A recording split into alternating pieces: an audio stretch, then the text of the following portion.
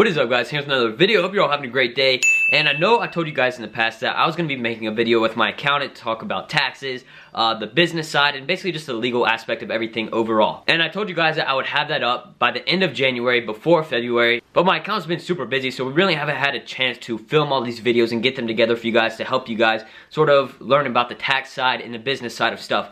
So since that hasn't happened yet, I've already sat down with him and talked to him about everything that needs to be done and what we want to help you guys with.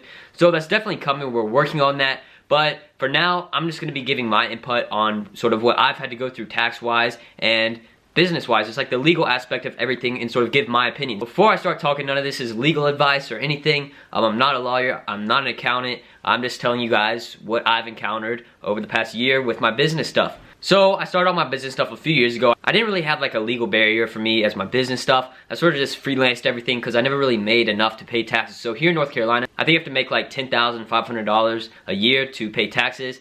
And I really didn't hit that barrier until like last year. I really started to make decent money, and I don't know, it really scaled up fast. But anyways, you know, I started that stuff. I didn't know anything about taxes. I knew when you had to pay taxes, but I really didn't know anything about the legal aspect of anything or anything. So really what I had to do was I was networking at this business event, a local business event, and I met this guy who was a lawyer. And we started talking. He helps run some stuff at a local business school, and I was talking to him about business, the legal aspect of everything, and sort of, you know, what you have to go through. And at the time that I met him, I really wasn't doing too much or making much money, so I didn't really care that much. But anyways, I started to network with him and talk, and then eventually, once I started making a little bit more money, I contacted him and I was like, what do I need to do for the legal aspect of my business stuff?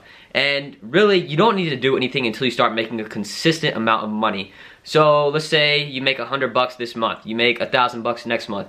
Don't worry about it until you have a consistent $1,000 a month, $10,000 a month, whatever it may be. Just wait till you have something consistent and you're actually making a certain amount of money that seems like you need to have some barrier with it. So what I ended up doing was talking to this lawyer, and we set up an LLC for me. So an LLC is a limited liability corporation. So that means if someone tries to come after you and sue you for one of your business ventures, whatever it is, they're coming after your business assets, not your personal assets. And for me, I'm not 18, so I have to have my dad on my corporation as a member. And so with me as a minor, if I was just going as a sole proprietor, then if someone tried to sue me, then it would go onto my parents' stuff and go after their assets, so my house, their cars, whatever it may be, because I am not of age. So now I have an LLC, and if someone tries to sue me or anything, then it goes on to my business assets if I have to lose something. I'm not putting my parents' stuff up there from the start.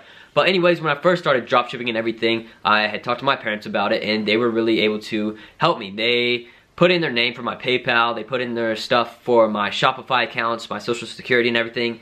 But I kept that for a couple months, and I started to make decent money, and then I ended up getting the LLC. And an LLC, you don't need one for each Shopify store that you start. You can use it for all your business ventures. I have only one for all my business ventures that I do, everything that I make money from that is not paid from an employer, because I don't work for anybody. So all the money that I make, all my business stuff is held under this one corporation.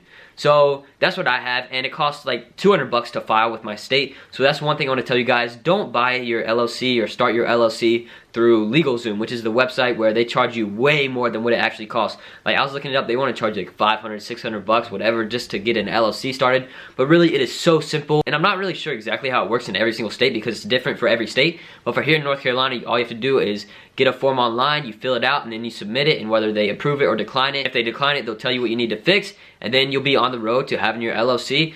Super easy, a lot cheaper than, you know, just paying for it online through LegalZoom or whatever it may be, because they're making a lot of profit off of people buying from them.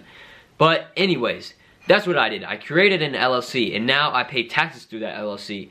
And a lot of people ask about the tax things for dropshipping, and I do not pay sales tax, and I do not charge taxes on my products. And I don't pay sales tax because I'm not the supplier of the products. I'm not really the manufacturer, the one shipping it. I'm sort of like a middleman. That's what dropshipping is. I have a connection and I sell their products. So technically, I don't need to charge sales tax because I'm not the actual holder of the products. I'm not shipping them in-house. It would be different if I had products here and I was shipping them out of my house or warehouse, whatever it may be. I would have to pay sales tax. And I don't charge taxes. I sort of just eat that fee because it gets a little complicated. If I'm not having to pay sales tax, I'm not going to charge people taxes. If you charge taxes and you don't pay the taxes or whatever, it gets really confusing. So I just sort of eat that cost. It's not that much. It's definitely something to keep in mind.